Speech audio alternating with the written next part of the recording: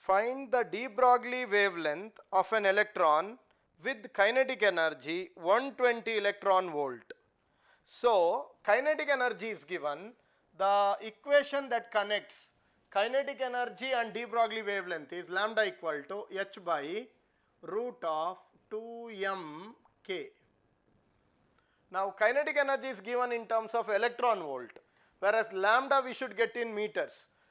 The SI unit of kinetic energy is joule, not electron volt, whereas SI unit of wavelength is meters.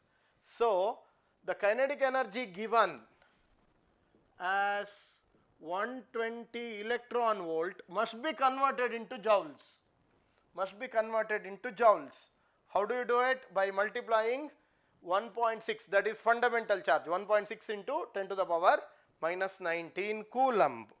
That we will do it later. Now, lambda is equal to h value 6.62 into 10 to the power minus 34.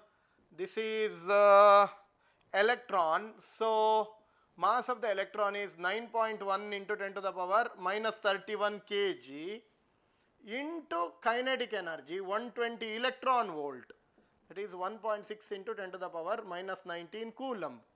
Electron volt, joule per coulomb. So, this is how it should be done.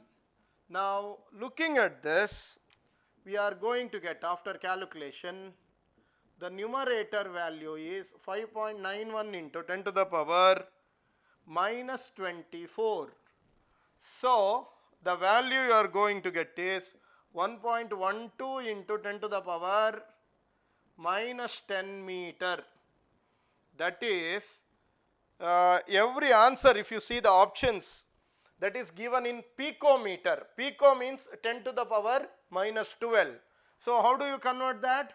112 into 10 to the power minus 12 meter, or it is 112 picometer is the de Broglie wavelength of an electron having kinetic energy 120 electron volt.